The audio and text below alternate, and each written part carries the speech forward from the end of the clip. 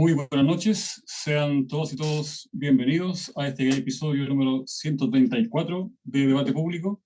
Hoy día vamos a seguir tratando los temas constitucionales que están en el TIC de la información para este par de meses que vienen. Es muy importante tomar conciencia de lo que está pasando a nivel político con el tema del nuevo proceso constitucional. Y para eso tenemos un invitado de la casa ya, Juan Carlos Gómez Leighton, el cientista político. ¿Cómo estás, Juan Carlos? Buenas noches. Gracias, Jaime, nuevamente por estar acá, saludarlos al equipo, a Marlene, a Nelson, la posibilidad de conversar sobre los temas tan urgentes de esta sociedad chilena. Gracias. Gracias, Juan Carlos. Y está también el panel habitual de Debate Público, Marlene Núñez y Nelson Campos. Marlene, ¿cómo estás? Buenas noches. Hola Jaime, muy buenas noches. Muy buenas noches Juan Carlos, muy bienvenido. Hola Nelson y muy bienvenida también la presencia en línea. Gracias Marlene. Nelson, ¿cómo estás? Hola, buenas noches a todos y todas. Hola Juan Carlos, es un gusto tenerte con nosotros hoy día, un día lleno de noticias, lleno de cosas que pasan, que nos pasan, que yo creo que con la conversación contigo con respecto a este proceso que se viene, en esta conversación contigo vamos a poder ir aclarando muchas explicaciones más profundas de por qué estamos metidos en este zapato chino.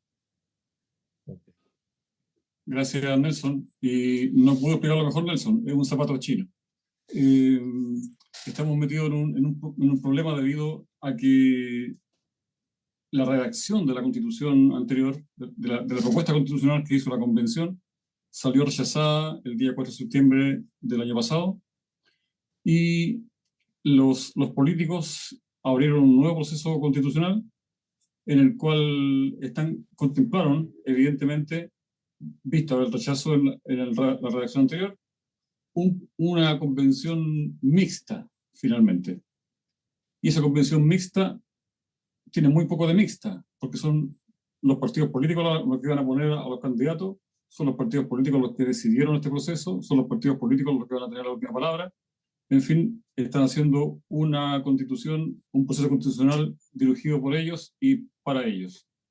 Y de eso mismo vamos a conversar justamente con Juan Carlos, porque están solamente las fuerzas institucionales dentro del proceso, las derechas, las izquierdas institucionalizadas dentro del apruebo de dignidad, pero no hay esa izquierda de la calle, esa izquierda que todos conocemos, esa izquierda que debate, esa izquierda que está criticando el proceso que está en boga en este minuto. Y queremos hablar contigo, Juan Carlos. ¿Cuál es tu visión? ¿Cómo ves este proceso? ¿Cómo ves además las fuerzas adentro del proceso? ¿Y cómo ves también a esta izquierda que quedó fuera? Okay. Bueno, gracias Jaime, nuevamente, también para toda la gente que está viendo este programa, este debate público, un saludo cordial. Yo tengo la impresión que estamos en una situación semejante a aquella película que era El Día de la Marmota, que es un día que se repetía permanentemente en cierto momento del año, todo volvía a pasar de nuevo, ¿no? Porque estamos envueltos nuevamente en un proceso constitucional que se espera que termine redactando una nueva constitución política y que esta nueva constitución política sea aprobada para que pueda reemplazar a la constitución pinochetista, a la constitución de la dictadura, a la constitución también que fue reformada por la concertación de partidos políticos por la democracia durante el gobierno de Ricardo Lagos en 2005 y que hace una constitución especial porque es una constitución larga. Las constituciones en Chile, yo lo he dicho en otro momento, son aparatos, son instrumentos de larga duración. No se cambian las constituciones permanentemente en el caso chileno. La constitución de 1833 fue larga, duró hasta 1925, es decir, casi un siglo. La constitución del 25 duró cerca de 50 años, un poco menos, y esta ya lleva 40 años. Entonces estamos hablando de procesos estables constitucionales. Lo estable, y aquí lo interesante a resaltar, que parece ser que lo estable no está dado por los elementos democráticos, no está dado por la participación democrática, no está dado porque el proceso constituyente, tanto en el 33 como en el 25, como, y menos en el 80, hayan sido procesos participativos ciudadanos. Esto también ha quedado sin mayores discusiones porque numerosos historiadores, ¿cierto?, se han encargado de demostrar que nunca ha habido participación democrática en la realización misma de la Constitución. Y este parece ser el tono, parece ser el conducto regular, por decirlo así, como se hacen las constituciones en Chile. Que se hacen en forma cerrada, se hace de manera dirigida, donde los actores políticos, en este caso los partidos o las élites de poder, tienen la mayor participación con la exclusión completamente de la ciudadanía. Eso ha ocurrido el 33, el 25 y por cierto en el 80, y ahora mismo estamos viendo que nuevamente a partir de lo que es el resultado, la diferencia que hay con respecto a los otros procesos es el resultado del 4 de septiembre del año 22, en el cual, cierto, una mayoría importante de la población chilena, del padrón electoral, cerca de 8 millones de personas que constituyen cerca del 61% de la población electoral, decidieron rechazar un texto constitucional. Hasta ahora no hay, mejor dicho, hay numerosas explicaciones acerca de por qué se rechazó, que van desde diversas hipótesis posibles, desde la campaña del terror, del manejo comunicacional, de la intervención indeseada de parte de la derecha para crear falsas noticias, etcétera, etcétera, etcétera. Pero todavía no podemos tener, porque no hemos tal vez hecho los estudios o no hemos trabajado para poder conocer realmente qué pasó el 4 de septiembre del 22, que se rechazó una constitución. Y esto es interesante porque se rechaza con un voto obligatorio donde participa un grupo de personas que no habían participado en las elecciones o en los procesos electorales en los últimos 15 años, 15, 20 años. Porque el proceso de abstención electoral comienza a desarrollarse a partir de 1997 con fuerza y llega hasta poco antes de ese proceso, donde entre el 58, 60% de la población se abstenía de participar en los procesos electorales. Por lo tanto, había una comunidad política, si lo llamamos de esa forma, muy reducida, la que tomaba decisiones con respecto a lo que había que hacer en la sociedad. Y la sociedad chilena se había acostumbrado de que había un grupo pequeño que no pasaba de 7 millones, que los que decidían quién era el presidente, quién eran los diputados, quién eran los alcaldes, quién eran los concejales, etcétera, quién era la autoridad. Y ese 7% era el que elegía. Y el otro se mantenía al margen. Se mantenía al margen o miraba cómo se hacían las cosas. Entonces la pregunta es, ¿por qué esa gente, esos 4 o 5 millones, hasta 6, 8 millones de personas que no participaban, decidieron participar? ¿Por qué? ¿Cuál es la respuesta que hay a eso que la gente va? La explicación que se dice, la más recurrente, es que había una sanción que era, si no votabas, tenías que pagar una multa. Pero yo tengo mis dudas si realmente el Estado Nacional iba a estar en condiciones de multar a 6 o a 5 millones de personas si esto decidían no ir a votar en esa oportunidad. Porque si nosotros nos remetimos cuando el voto era obligatorio antes del 2012, eran muy pocas las personas que eran multadas porque no votaban.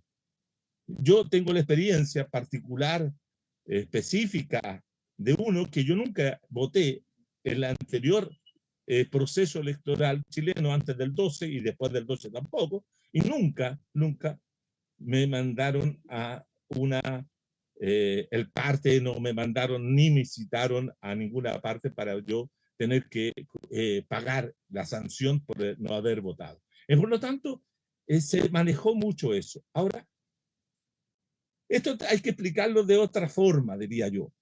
Y aquí quiero entrar en una explicación de carácter más profundo, ¿no? De un carácter que tiene que ver con la forma como se ha constituido la sociedad chilena en el último tiempo.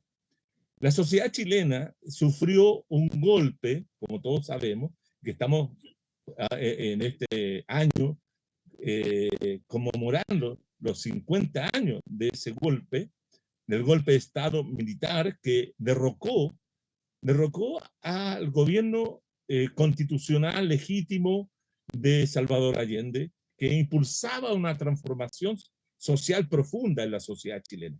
El gobierno de Allende no era un gobierno similar a todos los demás gobiernos que habían existido en Chile. No.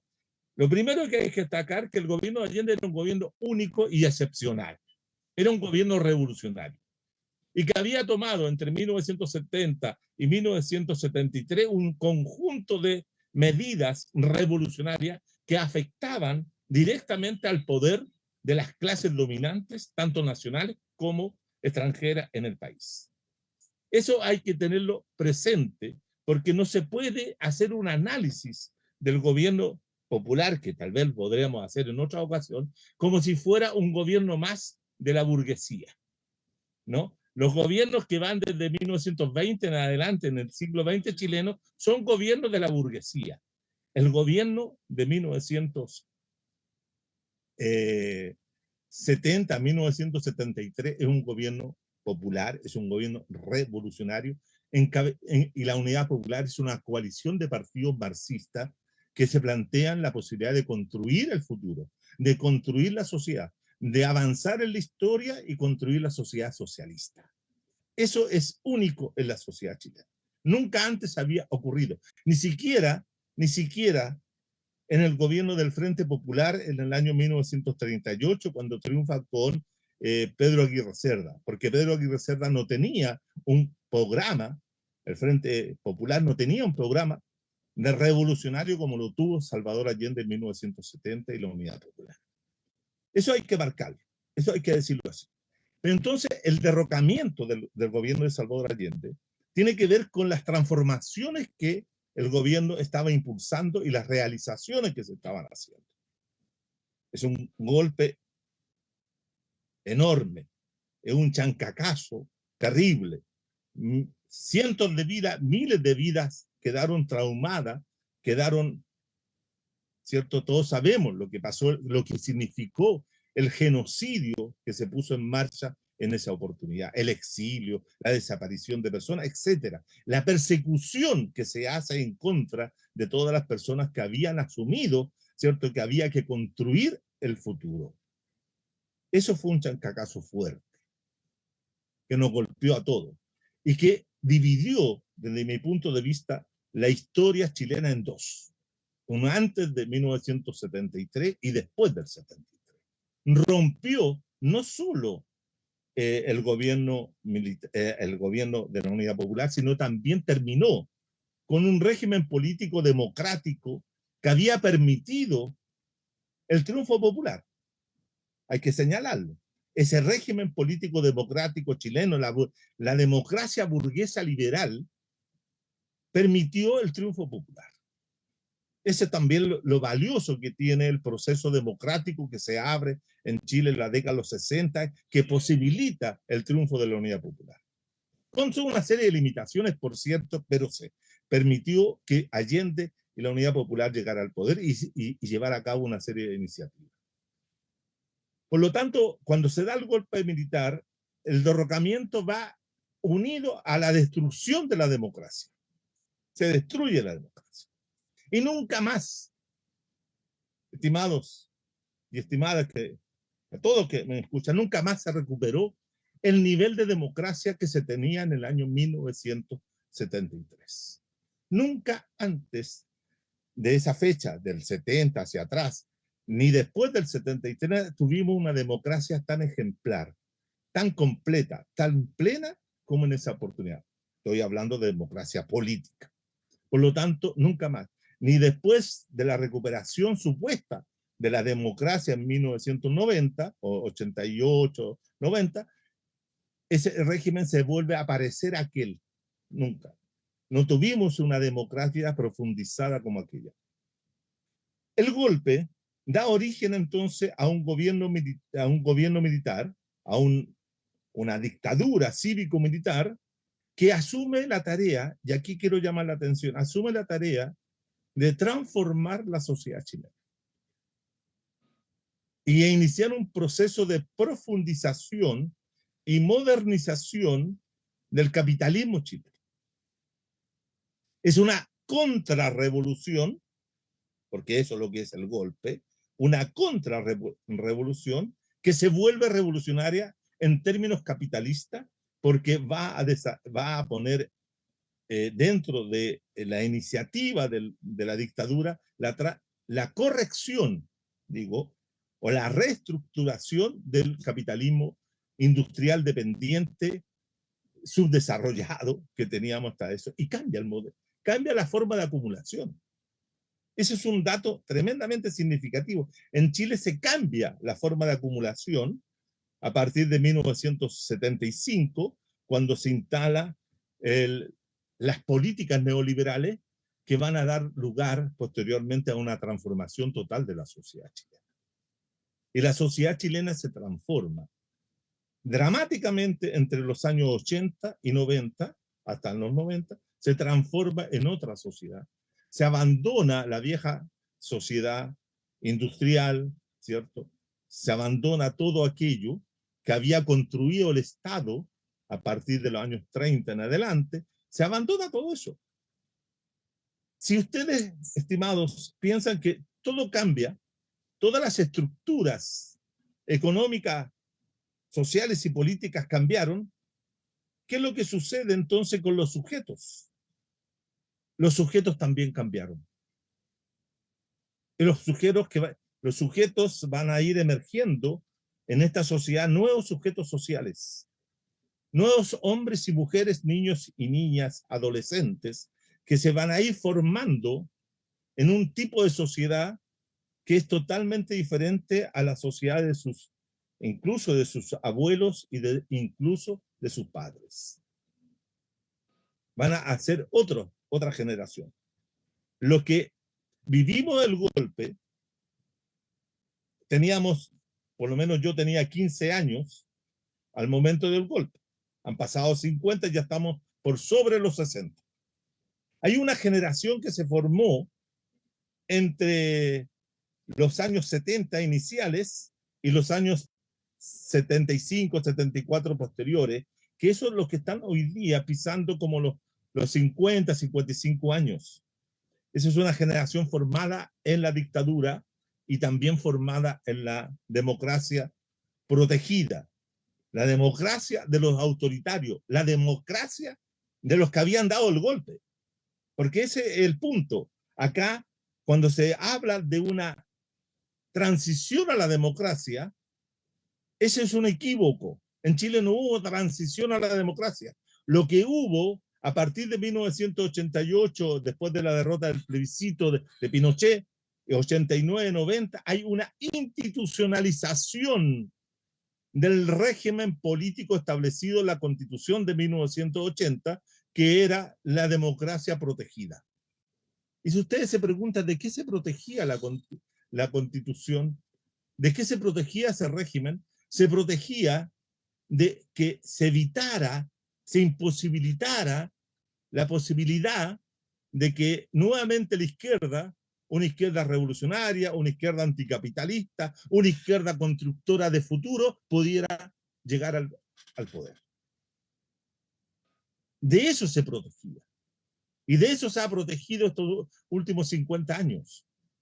Y de eso se protegió el 4 de septiembre del 22.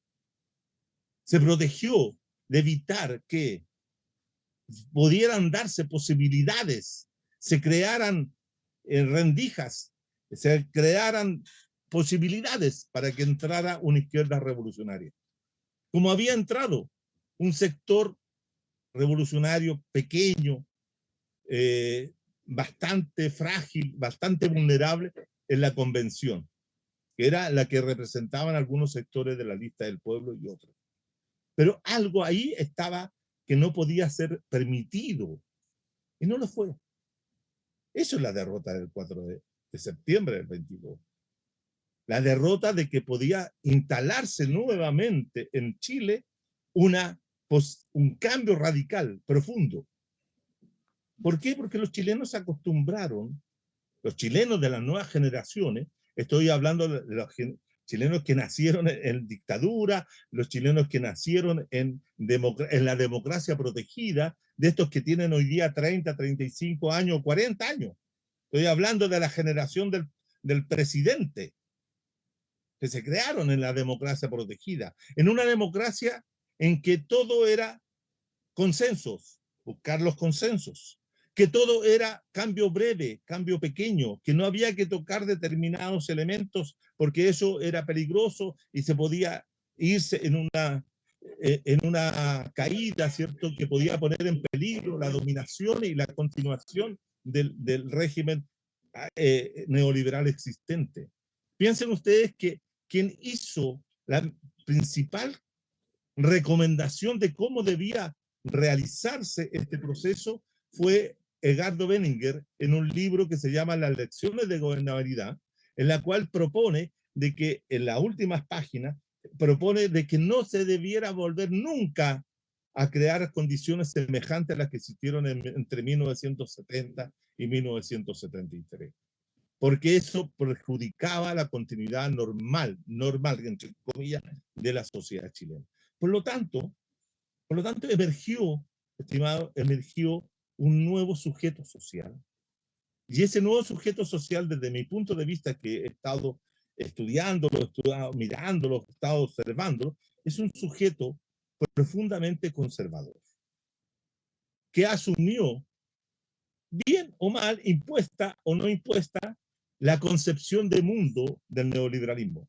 La concepción de la Weltanschauung, como dicen los alemanes para referirse a la concepción, a la visión, a la manera como los sujetos viven, piensan la realidad política, social, económica, cultural en la cual viven y cómo se conciben ellos frente al futuro. Los neoliberales, ya sea, y digo neoliberales, ya sea prácticos, doctrinarios o ideológicos. Es decir, fíjense ustedes que he visto tres formas.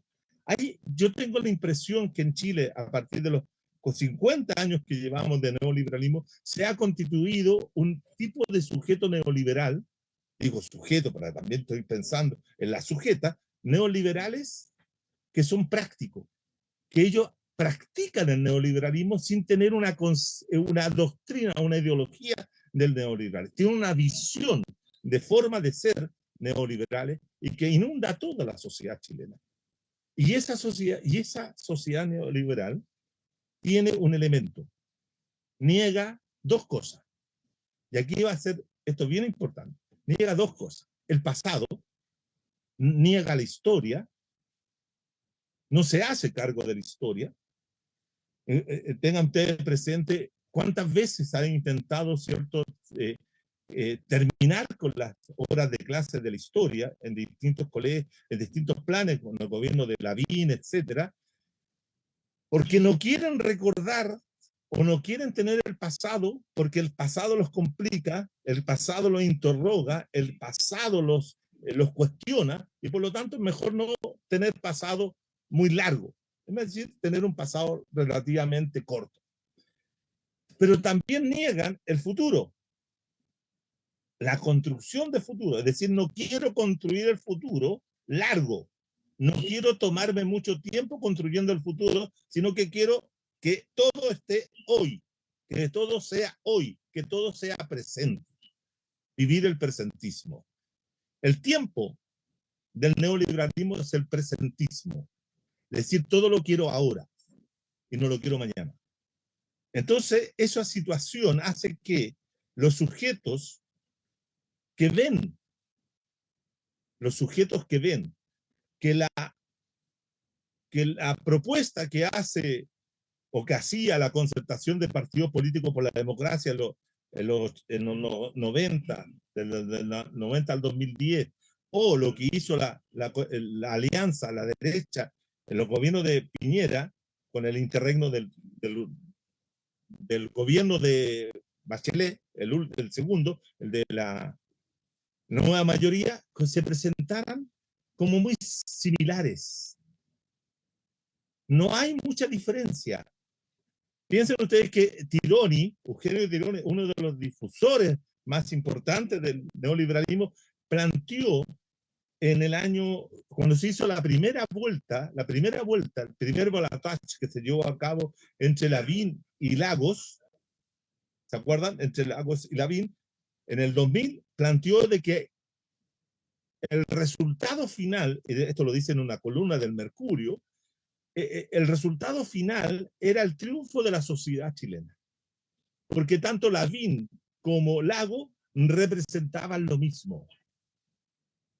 Es decir, los dos representaban con matices al neoliberalismo.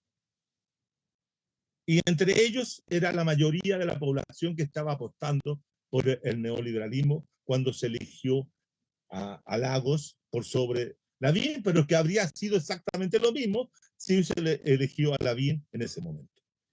¿Captan? Entonces, en ese sentido, los gobiernos de la concertación de nueva mayoría y los gobiernos de Piñera, incluso algunos hablaban de el quinto gobierno de la concertación para referirse a Piñera. Entonces era todo igual.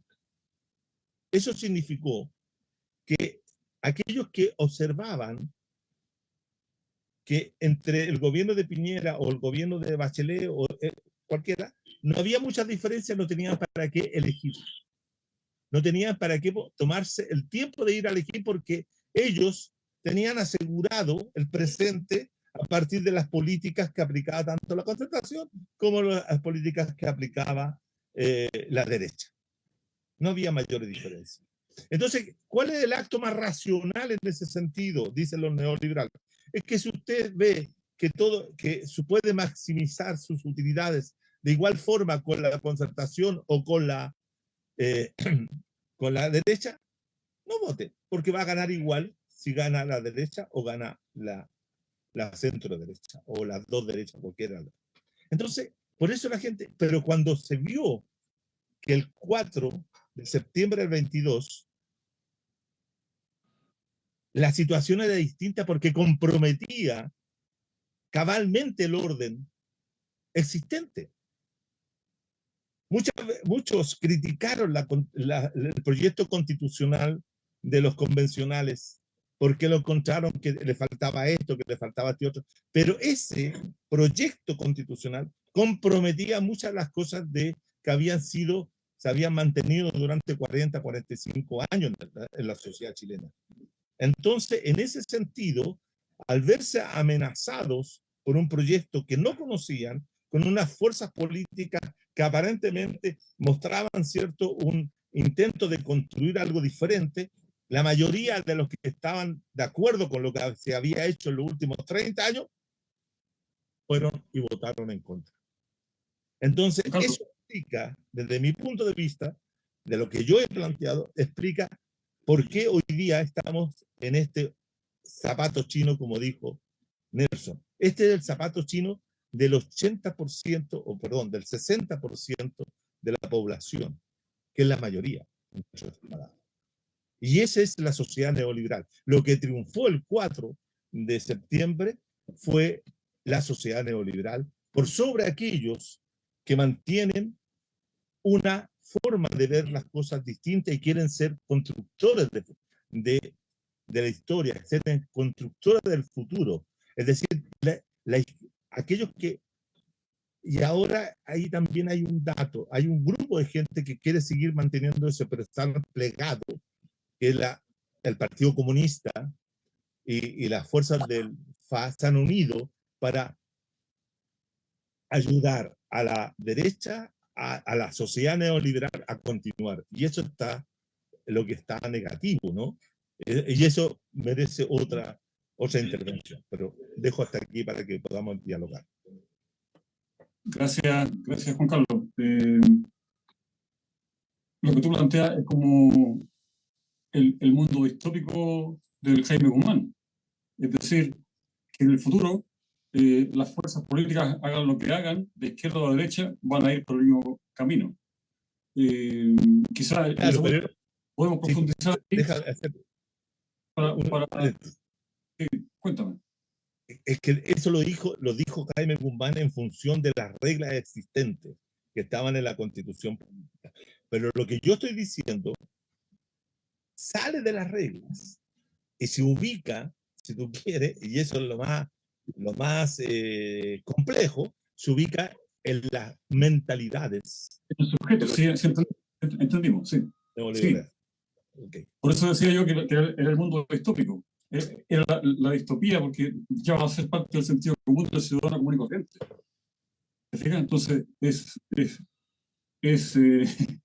penoso verlo de esa realidad, porque no nos deja cuál es el planteamiento de futuro dentro de esa distopía. Voy a pasar con Marlene y con Nelson para que nos hagan los comentarios y podamos ver el tema de las preguntas. Parto contigo, Nelson, y enseguida voy con Marlene. Es terrible. El éxito de la construcción de una sociedad tan...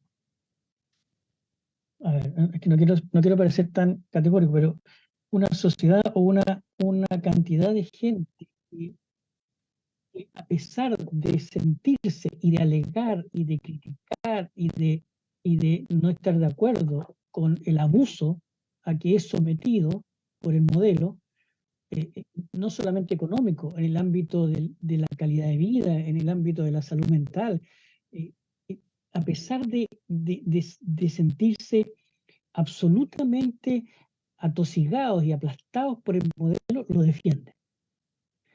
Lo defienden porque, como dices tú, saltó de la Constitución o de las ideas de Jaime Guzmán, y ya ni siquiera es necesaria esa Constitución de Jaime Guzmán para mantenerla. O sea, saltó y se clavó en la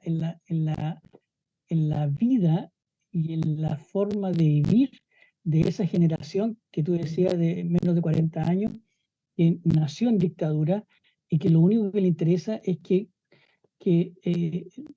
lo dejen sufrir, que no le cambien nada. No importa que los supermercados de Chile sean los más caros del mundo, no importa el abuso que cometen, no importa que la AFP tengan millonarias ganancias y ellos tengan una pensión, no importa, no me hueven, perdonando la expresión. Déjenme tranquilo, yo sufriré y seguiré sufriendo con un estoicismo que complica y que uno no llega a entender. Entonces, sí, yo comparto muy bien lo que tú dices, Juan Carlos. Creo que después de la conversación que tuvimos, después de ese golpe que fue el 4 de septiembre, entendí que había mucha gente que no le interesa que le cambien la vida, a pesar de que la vida lo esté atosigando y le esté dando una calidad de vida un poco menos que miserable. Eso. Gracias, Nelson. Marlene, por favor. Sí, yo creo que es bastante acertado el análisis, y la sociedad esta es neoliberal sí o sí. Y lo que quedamos de que alcanzamos a ver lo anterior, no nos queremos complicar con los cambios. Es decir, eso parece, además, y si se haya heredado a las generaciones nuevas, primero la generación nueva como que ningunea el asunto, es decir, la historia, ¿no es cierto? No la ve tan grave como la vimos los que pudimos estar presentes en ese momento. Eso por un lado. Y por otro lado, La gente antigua, porque la gente que votó rechazo en el 4 de septiembre fue el pueblo, es decir, las poblaciones, lo popular, ¿cierto? Eso fue lo que dio el triunfo al rechazo. Y esas personas son como que todavía bailan en las cuentecitas de colores del sistema. Es decir, porque el sistema te plantea una manera de vivir muy bonita, ¿no es cierto? Estéticamente. A mí no me gusta esa estética, pero a la gente que ha sido pobre y que superó, que pudo tener su casa, que pudo, qué sé yo, vivir, salir del patio, salir del piso de tierra, es decir, todo ese cambio que hubo porque es real, es decir, eso sí sucedió. Y la gente teme perder eso. Por un lado, no visualiza la pobreza de ahora, no visualiza, creo yo, el tremendo cambio que generó y que se estructuró con la Constitución del 80 y que se tuvo que hacer una dictadura para poder imponer esa nueva manera de vivir. Yo creo que por ahí también puede ir la cosa. Y obviamente que es evidente también que si uno que quiere empujar el cambio sufre las consecuencias y las sufre físicamente y las sufre con su vida. Y eso se notó también espectacularmente en la revuelta del 18 de octubre. Entonces es complejo porque la generación nueva que lo quiere todo fácil y si se va a tener que sacrificar tanto como va a ser un cambio, parece ser ese el dilema, como que mejor déjenme como estoy, ¿no? Y si puedo ganar, porque en el fondo lo único que le interesa, más que tener una buena calidad de vida, yo creo que ni siquiera sabe lo que es la calidad de vida, solo vive por la renta, es decir, por lo que pueda ganar, por lo que pueda tener para poder consumir, para poder gastar. Y eso es tremendo porque habla del éxito de lo establecido desde hace 50 años. Y eso es muy difícil de superar en este momento. Eso, yo no sé, preguntas en relación, ¿cómo podríamos hacer lo que estamos? Porque en el fondo esa gente está de acuerdo, ¿no? Sabemos que está de acuerdo muy probablemente con lo que está pasando. Pero ¿cómo podemos hacer los que no tenemos representatividad en el gobierno, pero sí entendemos la problemática en la que estamos y tenemos hambre de solucionarlo, o por lo menos de dar pasos para solucionarlo? ¿Podríamos hablar un poco de eso? ¿En opinión? Gracias Marlene. También añadirte un poco, Juan Carlos, el tema de cómo ves a este sujeto, cómo este sujeto puede hacer un cambio de mentalidad en vista de que las fuerzas que son de izquierda, probablemente tal, y que no están institucionalizadas, no están dentro de este paquete, dentro del Congreso haciendo la Constitución, y son evidentemente críticas al sistema y mantienen una visión, como decías tú, de los años 70, de los años 73 por lo menos, en que quieren otro país, quieren definitivamente otro país, ven que esto es una camisa de fuerza para hacer cambios políticos grandes. Entonces, ¿cómo ves tú a este sujeto con un posible cambio, con un posible cambio de mentalidad? ¿Cómo ves a esta fuerza tratando de empujar a este otro ser que le haga competencia, digamos? Mira, el tema es tremendamente profundo porque no es solamente un tema que tenga que ver con ciertas coyunturas políticas o ciertas coyunturas sociales o ciertos momentos de la historia reciente de Chile, sino que este es un fenómeno, el que se observa, es un fenómeno mundial, el que está presente en la mayoría de las sociedades en que se ha consolidado la hegemonía neoliberal, está Weltanschauung neoliberal y que está condicionando la forma de actuar de hombres y mujeres, niños y niñas y adolescentes en el mundo, y jóvenes, ¿no? Porque en la renuncia al futuro no es una renuncia solamente local, es una renuncia de muchos y de varios otros en lugares disímiles, ¿no? En Europa, en Estados Unidos, etcétera. Hay cambios que tienen que ver con este patrón cultural en la cual Fíjense ustedes que el dato más importante que yo creo, y esto lo dije también en otra oportunidad, y lo vuelvo a repetir porque es tremendamente significativo y golpeador, la renuncia que hacen los jóvenes de hoy, ¿cierto? A tener hijos. Porque no es el tema de si se quieren casar, vivir en pareja. Por último, los hippies en los años 60 vivían en pareja, vivían en comunidad, tenían cualquier cantidad de cabros chicos y todo eso, se cuidaban los niños, ¿no? Pero hoy día hay una decisión de jóvenes de 21 o 22 años que están renunciando a la idea de tener hijos. Eso es un dato muy significativo, porque el dato de la renuncia es acompañado con el siguiente comentario: no queremos hacernos responsables de un ser humano en las condiciones que el mundo está. ¿Captan? En las condiciones que el mundo está, nosotros no queremos tener un hijo, hacernos cargo de un ser humano. Pero sí prefieren, y eso ustedes lo ven, porque es cuestión de salir a las calles, a esta hora, por ejemplo, y vamos a ver cientos de personas paseando a un perro, a un canario, qué sé yo, no, los canarios no se pasean, pero lo estoy diciendo en sentido peyorativo, ¿no? Pero estoy diciendo que se hacen cargo de mascotas. El número de mascotas ha crecido enormemente, han crecido tanto como las tarjetas de crédito. Todos tienen una mascota, todos quieren tener una mascota, todos quieren hacerse cargo de un animalito al cual tratan, ¿cierto? Como un hijo, comillas, o hija, dependiendo, ¿cierto? Entonces, ese es un tema que a mí me provoca la idea de que esto es una sociedad conservadora, no en el sentido, y esto quiero hacerlo llamar la atención, que no en el sentido conservador de aquellas formas conservadoras que tenían otras derechas en otros momentos. Si esta es una nueva forma de conservadorismo, es otra forma.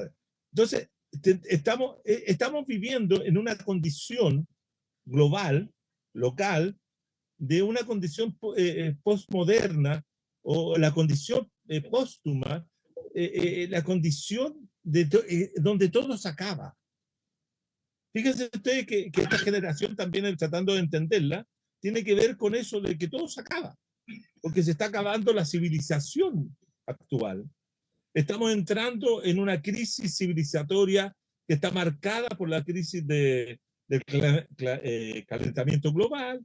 Estamos viendo de que se termina esto, se termina esto. Entonces es una sociedad que está feneciendo, y una sociedad que va feneciendo tampoco tiene como posibilidades de futuro, ¿no? Tampoco piensa el futuro. Fíjense ustedes que hoy día, si vamos a los medios de comunicación, como la televisión o el cine, hoy día lo que más predomina son los mundos acabados, son los zombies, son los muertos en vida, qué sé yo. Fíjense la última serie que se están dando. Todo tiene que ver con un mundo que se acaba. Claro, entonces esta generación que ve que todo el mundo se acaba, no quiere proyectarse en un futuro porque no sabe cómo construir el futuro, porque se ha perdido algo fundamental, se ha perdido la utopía. Ya no hay creación de utopía. La utopía quedó encerrada, ¿cierto?, en lo que fueron los años 70, 80, la caída de la Unión de Repúblicas Socialistas Soviéticas, la caída del mundo soviético, juega un rol fundamental en esta pérdida de sentido de la historia. Cuando Fukuyama dijo que incluso la historia se llegaba a su fin, llegó a su fin. Entonces, esta generación creció escuchando que se terminaba la sociología, que se terminaba la filosofía, que la muerte del sujeto.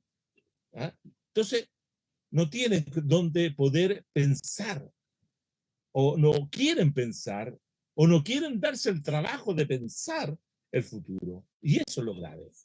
Y cuando lo pensaron, en el grupo de gente que pensó el futuro, que pensó la convención, yo sé que hay mucha gente que le tiene fobia a la convención, que le tiene mal a la convención, y que votaron en contra de la convención porque no les dio el gusto en tal o cual cosa. Pero con eso cerraron el futuro. La gente que votó en contra, siendo de izquierda o teniendo un pensamiento progresista, que votó en contra el 4 de septiembre porque por ese motivo, ¿cierto? Cerró el futuro. Le entregó la posibilidad de la continuidad del sistema neoliberal a los que hoy día están. Los que están hoy día, silenciosamente, trabajaron para tener el control de la dirección del proceso constitucional. La derecha recuperó algo que había perdido al comienzo del proceso. ¿Por qué? Porque tampoco hubo apoyos, tampoco se vio, ¿cierto?, las decisiones de actores políticos que querían construir algo distinto. Hoy día, ¿cierto?, yo recordaba en un programa que entrevistaron sobre los 10 años de la muerte del comandante Hugo Chávez. Lo que hizo Chávez, fíjense ustedes que si uno analiza Chávez llevó a cabo un proceso institucional donde él sale elegido democráticamente como presidente de Venezuela y él dice, yo voy a hacer un proceso constituyente. Y llama a una asamblea constituyente. Y se juega por la asamblea constituyente. Pero acá nadie se jugó por la asamblea constituyente. Ni de los que están adentro, ni el presidente actual, que fue articulador, que fue el que estuvo presente en la firma del 15 de noviembre para traicionar, derrotar, frenar la revuelta popular, pero porque se le escapaba la posibilidad a través del ejercicio del poder destituyente de esa revuelta, la posibilidad de que él fuera presidente. Para mí, él ve comprometido el futuro del Frente Amplio y de convergencia social y de revolución democrática, y por eso actúan en función de querer frenar la revuelta, porque si la revuelta triunfa, no habría Boris de presidente, estaría cualquier otro, estaríamos en otro escenario. Pero ellos se la juegan porque no quieren construir futuro, quieren mantener, y en estos años de gobierno que ha hecho Boris, ha mantenido el futuro, ha mantenido el presente presente. Había una vieja filósofa polaca, Agnes Heller, que para describir la temporalidad del neoliberalismo sostuvo que los hombres y mujeres de este tiempo vivíamos, ¿cierto?, en el tiempo del presente, pero teníamos un pasado presente, un presente presente y un futuro presente. Y que ese presente es fundamentalmente nuestra biografía. No estamos pensando más allá que nuestra propia biografía. Y esto nos lleva a que los compañeros y compañeras hoy día están levantando toda una serie de iniciativas para denunciar correctamente y adecuadamente lo que ocurre en la convención, y me parece que hay que estar ahí y denunciarlo permanentemente. Es una labor muy, muy positiva, porque ellos no renuncian a la posibilidad de lograr un cambio mayor, ¿no? Pero yo lo veo muy difícil porque lo más probable que esa convención, más que convención, es un consejo constitucional, imagínense, consejo constitucional, van a sacar una constitución de acuerdo a lo que la derecha, o más que la derecha, el neoliberalismo quiere para la sociedad chilena, que es la mantención de todas estas formas. ¿Por qué? Porque lo que decías tú, Nelson, con respecto a los abusos, la gente se queja por los abusos. Uno los puede escuchar, se molesta, está enrabiada, qué sé yo, pero no quieren que le terminen el mercado. No quieren que el Estado vuelva a intervenir de la forma como intervenía, ¿sí? Porque ni siquiera saben cómo intervenía, porque las políticas del Estado hace 50 años, 60 años dejaron de estar, ¿no? Pero no quieren. Quieren que le mejoren el mercado, que el mercado funcione bien. Quieren que el mercado les funcione bien. Yo escuchaba aquí a la gente de donde yo vivo, que es un sector popular, que decían que ellos no querían dejar de tener la salud pública que tenían o tener ISAPRE, como algunos tienen en estos sectores. Porque, ¿para qué si el Estado es incapaz de darle solución a los actuales? ¿Cómo le va a dar solución a los próximos? Que sea aumentar y amontar todo dentro de un mismo sistema público. Entonces yo tengo la impresión de que ese es un cálculo racional que hace. ¿Ah? No es ideológico, sino que es un cálculo. ¿Dónde estoy mejor? ¿Con esto o con lo que puede venir? Estoy con esto. Entonces, eso es lo que hace lo neoliberal. Entonces, la gente quiere mejorar el funcionamiento del mercado. No quieren, por ejemplo, no quieren que desaparezcan las universidades privadas, porque si las universidades públicas no son capaces de recibir a todos los estudiantes que quieren estudiar, entonces las universidades privadas cumplen ese rol de darle la oportunidad a esa persona que ingrese a una universidad, porque la Universidad de Chile, por ejemplo, la principal universidad del país, decide que un chico que sacó 540 puntos entra a la universidad y el otro que sacó 538 no entra. Y son 2 puntos lo que tiene diferencia. ¿Se dan cuenta? Y ese chico que tiene 538, ¿dónde va? A la universidad privada. Entonces, es el propio Estado no reformado, no cambiado durante este último, que es lo que genera la existencia del neoliberalismo. Entonces, ¿cómo vamos a cambiar? Entonces, ese es el punto. Entonces, es una sociedad que se mantiene y se reproduce a sí misma y se sigue reproduciendo. Y nosotros, los que estamos en contra, tenemos que leerla bien para poder encontrar los elementos que nos permitan iniciar la reconstrucción de una sociedad nueva, desde abajo, desde los costados, de donde sea, pero hay que jugársela por una cosa, que lo dijo también Marlene. Yo creo que hay que jugársela por hacer un cambio radical que supone hacer una situación revolucionaria. Y yo creo que eso la gente mayoritariamente le teme. Las revoluciones no son de mayorías. La revolución o el momento insurreccional no es de mayoría, son de minoría. Para eso hay que prepararse para una revolución. Yo lo único que pienso y creo y estimo que la revolución, es decir, un corte, ¿cómo entiendo la revolución? Como la capacidad que tienen hombres y mujeres de tomar la dirección de la historia en sus manos y dirigirla hacia un lugar totalmente distinto donde la están llevando aquellos que hoy día la dirigen. Si no somos capaces de hacer eso, que nos faltó, por ejemplo, en el octubre del 19, en octubre del 19 nos faltó aquello, una dirección política que fuera capaz de conducir el proceso. Porque también la revuelta que yo he estudiado y analizado, también fue una revuelta neoliberal. Porque fue la convergencia de múltiples individuos enojados con algo, pero que ninguno de ellos tenía la intención de poder organizarse para hacer algo distinto, sino que se confiaron. Cuando se hizo el acuerdo, mucha gente empezó a irse para sus casas. Los primeros que se fueron las clases medias. Empezaron a ir. Y los últimos fueron también los sectores populares. ¿Por qué? Porque confiaron en esta gente, en los políticos. Porque hay un dato, estimados. El dato es el siguiente. Durante los 30 años, la población chilena, alrededor de 7 millones o 8 millones en algún momento, ha votado por los partidos políticos. No ha votado por independientes. Y cuando fueron electos, y aquí no hay que confundirse en los datos, cuando fueron electos la gente independiente de la convención, solamente votó el 42% del padrón electoral.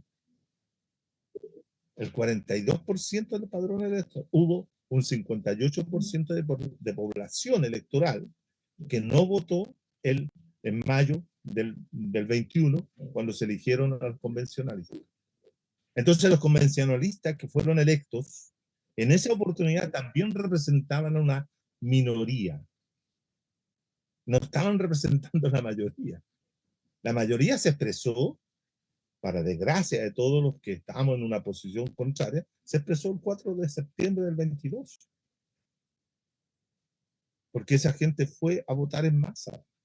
Y lo más probable que vayan a hacerlo igual el 4 de, bueno, el 7 de mayo y después el 7 de mayo para elegir, que va a ser un poco menos de la gente que votó el 22 por una serie de razones que son técnicas más bien y más que ideológicas.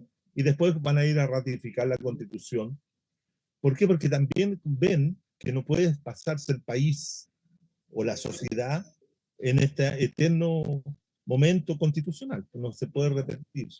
Salvo que, insisto, me desmentieran toda la ciudadanía y existiera un segundo reventón histórico, estallido, levantamiento, llámelo como ustedes quieran, pero que hagamos la revolución. Sería la única posibilidad. Todo lo demás es un saludo a la bandera, como dirían algunos. Gracias, Juan Carlos. Yo también algunos apuntes, quise quedarme con algunas ideas. Hablamos de un sujeto egoísta, hablamos de un sujeto individualista, hablamos de un sujeto encapsulado en sí mismo frente al hombre libre de ese discurso de Allende, en que decía que había un futuro y ese futuro tenían que hacerlo los hombres, finalmente. Hombres y mujeres. Estamos, evidentemente, pero estamos en la perdona, discúlpame, para un pequeña coda. Yo creo que la única que han pensado el futuro en el último tiempo, para no, dentro de una cierta concepción inclusive de feminismo neoliberal, han sido las mujeres.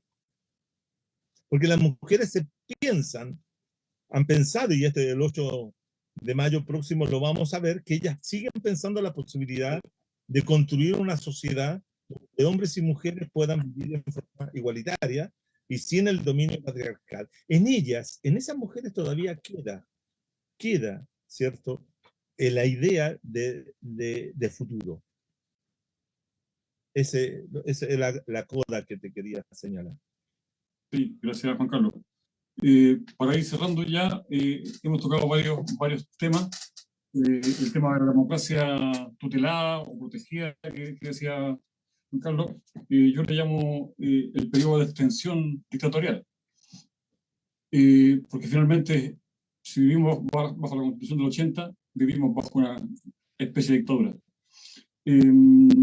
Referente al tema político dentro de la convención, de esta nueva convención que se va a generar, que es una convención mixta, decir que ahí dentro solamente están lo que está institucionalizado, la derecha, la izquierda, Partido Comunista, Frente Amplio, en fin. Y hay mucha gente que queda fuera de este proceso. Como decía recién Juan Carlos, hay un montón de gente que para los convencionales no votó y después se manifestó el día 4. Hay que hacer un llamado a esa gente.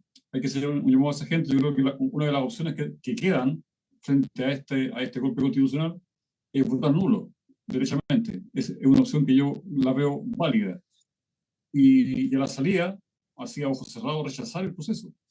Porque evidentemente algo que nace de esta forma no debe tener un buen final. Voy a dejar a Nelson y a Marlene las reflexiones finales y enseguida paso contigo nuevamente, Juan Carlos.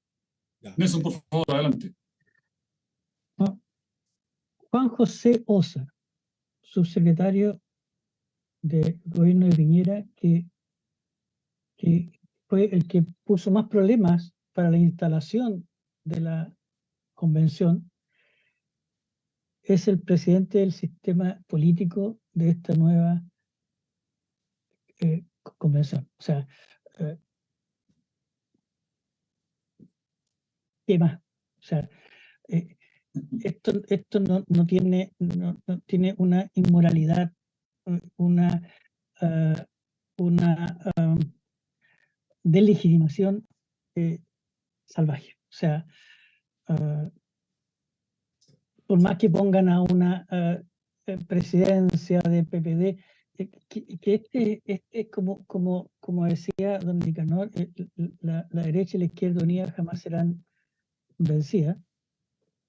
o como decían en un programa por ahí que me gustaba mucho y que ojalá pudiese volver, que era stock limitado, stock disponible, que el Partido del Orden era el que mantiene este país y que no va a perder nunca. Y el Partido del Orden es de los republicanos hasta, y me duele un poco decirlo, desde los republicanos al Partido Comunista. Están todos metidos en esa convención, validando la izquierda, validando ese proceso, validando que la Constitución 2.0 de Pinochet sea validada democráticamente. Y eso la historia no se los va a perdonar. No se lo va a perdonar. El señor Lizalde, el señor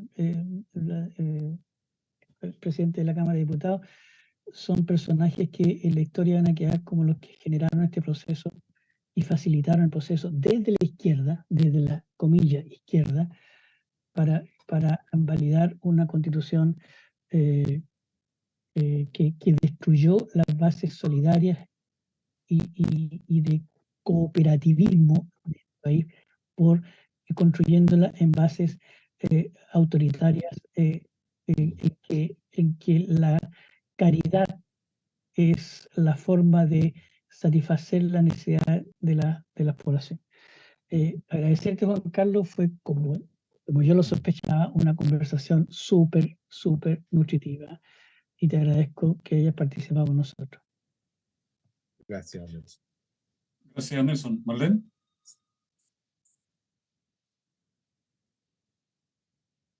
¿Estás sin audio, Marlene? Ahí, sí. Mira, voy a traspasar primero los comentarios, un saludo de Vasco.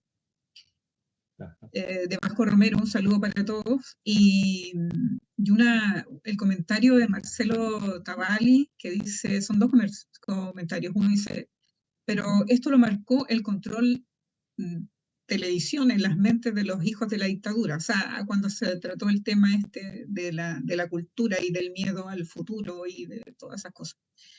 El miedo a un cambio administrativo diferente, rechazando los nuevos paradigmas. Y Adolfo Buenaventura dice, insistir en conducciones revolucionarias es seguir con un voluntarismo ahistórico, es seguir no entendiendo el cambio epocal, nos guste o no, y seguir pensando que los equivocados son los otros. Yo no sé, en relación a lo que dice ahí Adolfo, bueno, es tan chico el programa, es tan poco el tiempo y los temas, el tema se desparrama, ¿no es cierto? Increíblemente. Aquí hay una cuestión de ignorancia, más que de una cultura ignorante, una cultura material, una cultura que olvidó la otra mitad del ser humano. Y eso también tenemos la responsabilidad de todos, los que somos mamá, papá, toda la sociedad tiene responsabilidad en eso. A mí me parece terrible eso de que los críos de ahora, los jóvenes de ahora, no quieran tener hijos. ¿Ya? Entiendo toda esa manipulación mediática que se ha hecho con ellos, no solamente a través de la televisión chilena, sino que a través de las películas gringas o de otros continentes, ¿no es cierto? Que esto transformadas en series y que las siguen como si fueran, como antes se seguían las comedias, ¿no es cierto? La típica teleserie, ahora ellos son las series. Y claro, y tratan estos temas de fin de mundo, y me parece que eso también tiene harta influencia. Saben leer más aquello, me parece a mí, que la realidad del país en el que viven.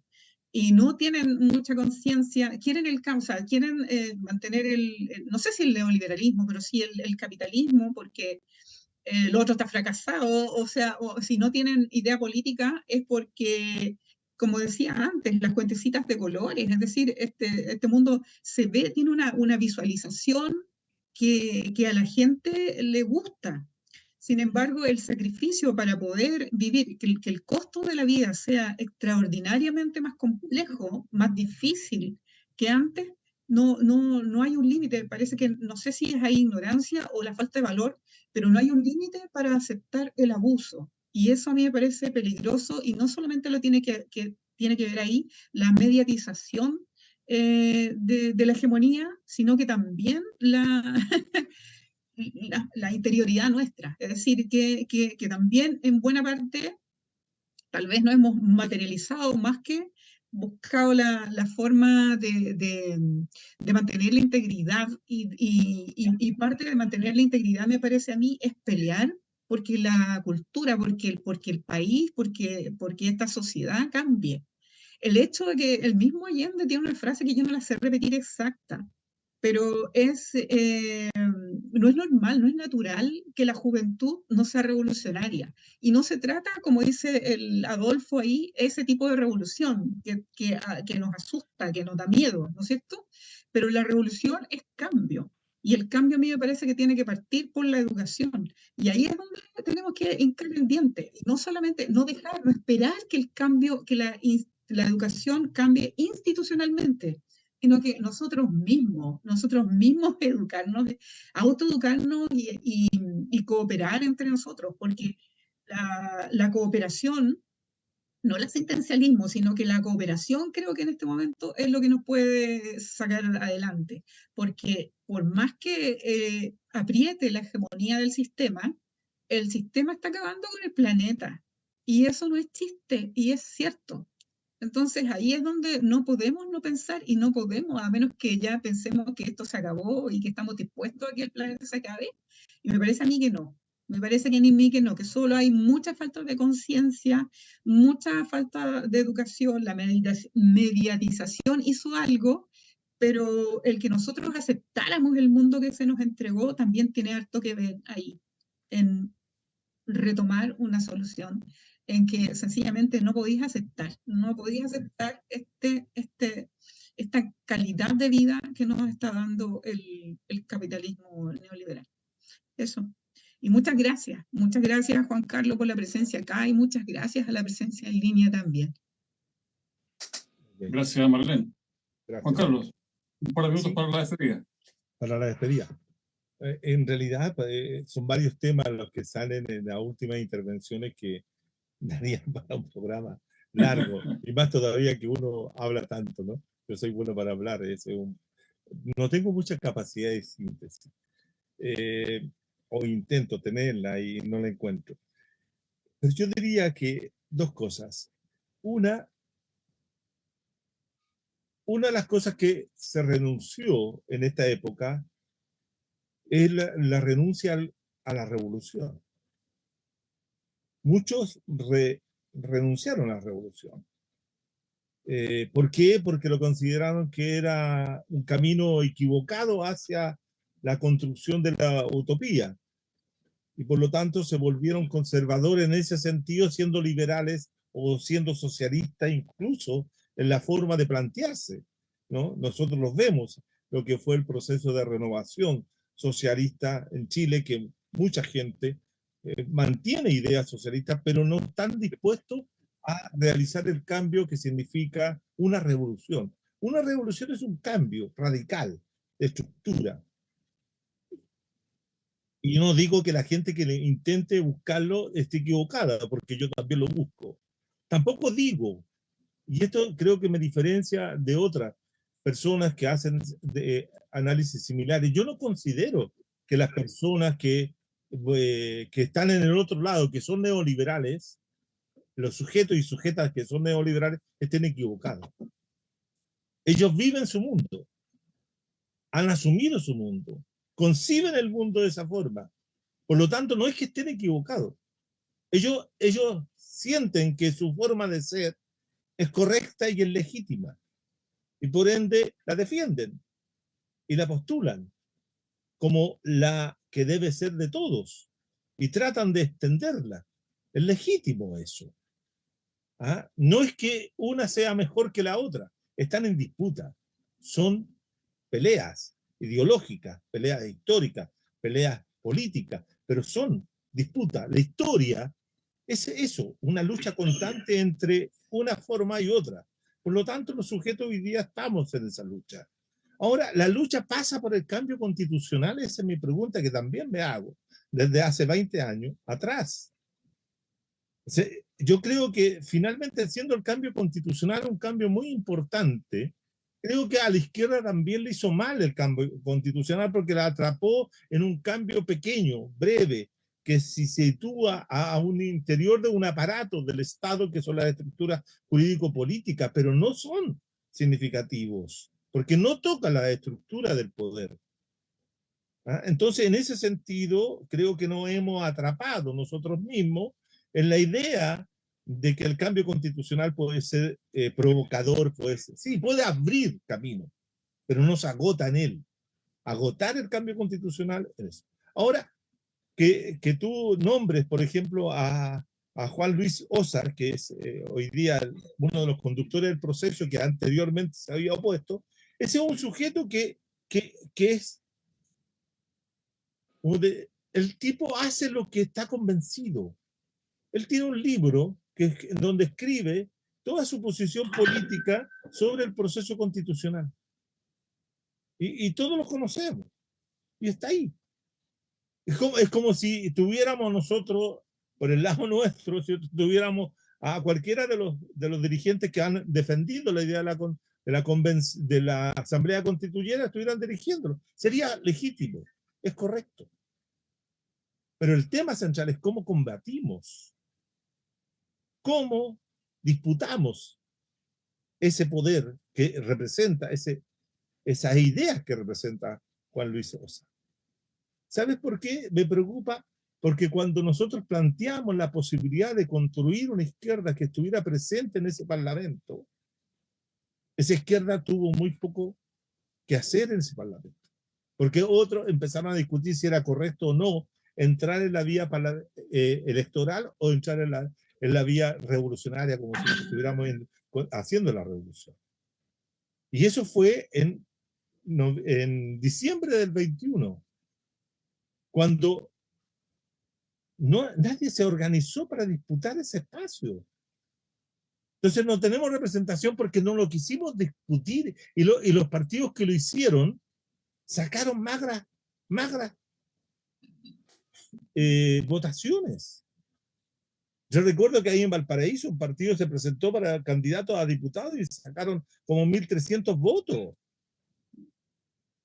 Entonces, la pregunta no solamente acá es la responsabilidad de lo que hace el otro, sino qué es lo que estamos haciendo tal vez mal nosotros. La izquierda no institucional, la izquierda anticapitalista, la izquierda que quiere construir futuro. ¿Qué estamos haciendo mal? Que no estamos llegando a los sectores populares, como decía Marlene, que habían votado por el 4 en contra. ¿Qué es lo que estamos haciendo mal? Algo estamos haciendo. Y eso, esa autocrítica de esa izquierda, no se ha hecho, estimado. Y no la hemos hecho.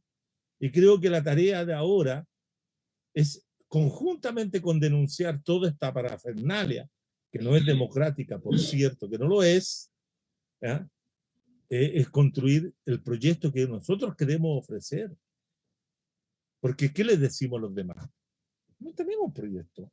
Allende se paseó durante 20 años, 30 años por todo Chile construyendo ese proceso, construyendo el proyecto, el programa. Se lo explicaba latamente a los trabajadores.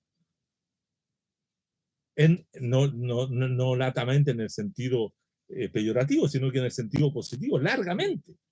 Y eran discursos pedagógicos los que hacía Allende, porque les explicaba al pueblo lo que iba a hacer en su gobierno. Pero hoy día, ¿quién habla al pueblo? Estamos mal. ¿Cuáles son los líderes que tenemos nosotros?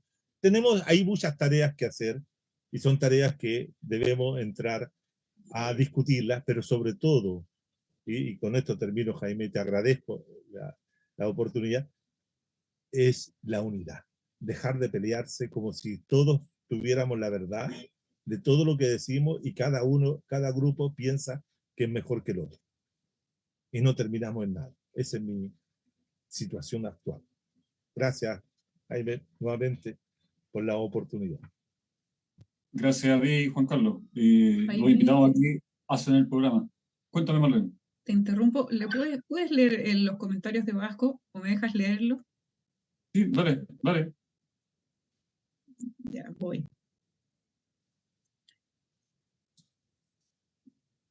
Dice, el poder constituido fue mandatado por el resultado del 4 de septiembre. La forma revolucionaria no pasa por vanguardias iluminadas, pasa por autoeducación e iniciarnos en tejidos sociales. Eso es lento, muchos años. No podemos permitir que terminemos conviviendo como si todo es normal, donde los ricos viven todo bacán, usando al resto del país como se les da la gana, y ese resto del país vive resignado porque cree que así es la fórmula, con la esperanza que algún día pueda ser como ellos y también gozar de esos beneficios. Es importante educarnos para iluminarnos y salir de las sombras en que nos tienen sumidos los que dicen gobernarnos y así darnos cuenta de que hay otra forma de existir. Educarse es aprender a pensar, no ser pensados, aprender a opinar, no ser opinados, aprender a actuar y no ser actuados. Estado. Está ente creado por los dominadores, en sintonía para sus fines, y un pueblo irresponsable que permite su diseño, embaucado con los vidrios que nos entregan. O sea, las cuentecitas de colores que decía yo. Eso. Gracias, Marlene, y gracias a todas las personas que estuvieron ahí por los comentarios, a Vasco, a Marcelo, a Adolfo también. Muchas gracias a ustedes, muchas gracias a ti, Juan Carlos, una vez más. Acá los invitados son los que hacen el programa, nosotros solamente ponemos la parafernalia. Gracias. Nosotros ponemos algunas ideas para que todo el resto la discuta. Esa es la idea, poner algunos temas interesantes ahí al aire para que la gente los pueda ir comentando, los pueda ir revisando, los pueda ir viendo. Le agradecemos la sintonía a toda la gente que estuvo con nosotros hoy día. Nos despedimos, no sin antes invitarlos para el siguiente programa el día lunes a las 21 horas. Nos despedimos con la frase de debate público, que estamos en solidaridad con todos los presos políticos mapuches, con todos los presos políticos de la revuelta, con toda la gente que ha sufrido atropello de sus derechos humanos, con toda la gente que ha perdido total o parcialmente la vista a causa de la represión de Carabineros, PDI y Fuerzas Armadas, y además con toda la familia de las víctimas de la revuelta. Nos vemos el siguiente lunes a las 21 horas. Muchas gracias y muy buenas noches. Que estén muy bien. Hasta luego. Chao, chao. Chao, chao. Chao, Nelson. Chao.